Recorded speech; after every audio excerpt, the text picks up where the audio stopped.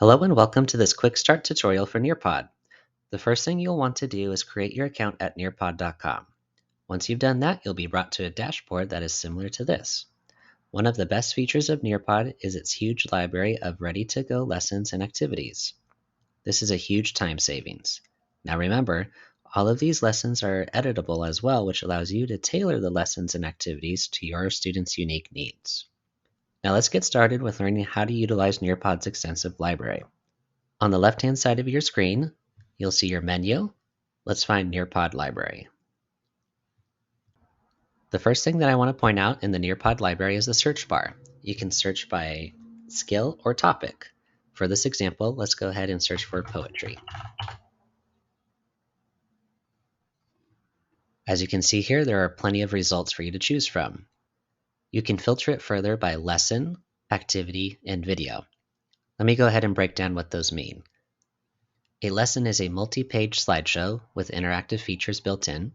An activity is a single page or a single activity. And a video is usually a short video with built-in questions that check for understanding. You can further filter your search results by subject and by grade level. If you see a lesson that looks intriguing to you, you can preview it, and it lets you see all of the slides and activities.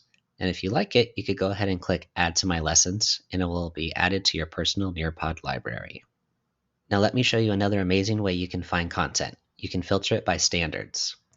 Click on the blue button over here in the corner. Pick your standards. Pick the subject, and pick a grade level. You can filter it even further by a specific strand as well. Now let's go back to the Nearpod library one more time. Now on the home page of the Nearpod library, you'll find a featured content. Now this is updated regularly and they do a great job with that. It usually aligns with current events. Now let's go ahead and start creating a lesson.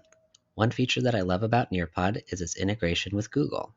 If you already have a slideshow that you use with your students, you can turn that slideshow into a Nearpod lesson and add interactive features, which gives you data on all of your students' progress. Don't worry if you don't have a slideshow already, you can also start fresh.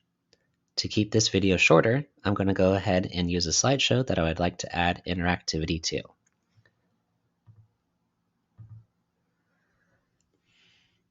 Now that I've opened the Google Slides presentation that I would like to add interactive features to, I can go ahead and open the Nearpod extension. I'm going to click on Extensions, go to Nearpod, open Nearpod. If you don't see this, you may need to go to Add-ons and Get Add-ons. You would then search for the Nearpod extension. Depending on how your IT admin has your account set up, you may need to get access from them first. Let me go ahead and open it now.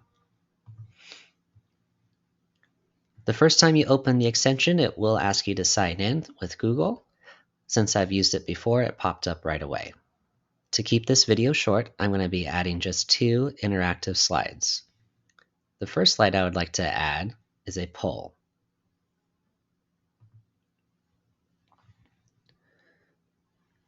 And what I want to see here is if my students have already heard of microbits.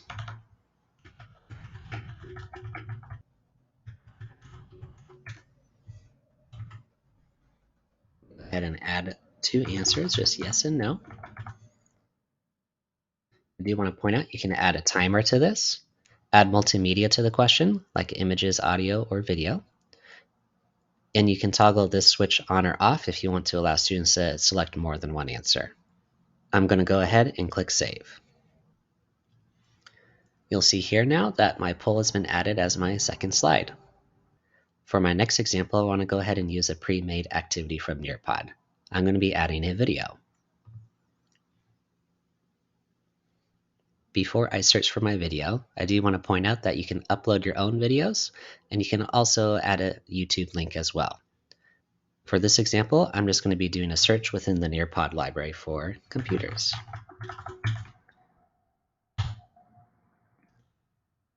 I'm going to filter it by grade level.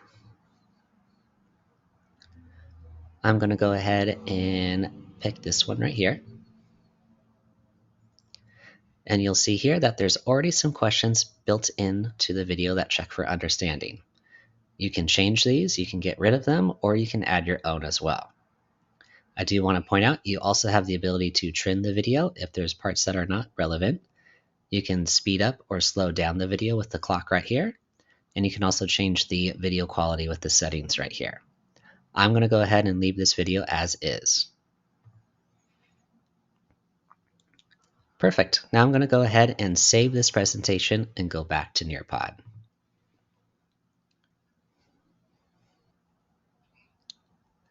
Now that my lesson has been saved, I can go ahead and use it with my students. I can either choose to use it as a live participation, where the teacher is in control of the pacing, student paced, where students work at their own pace to complete the lesson.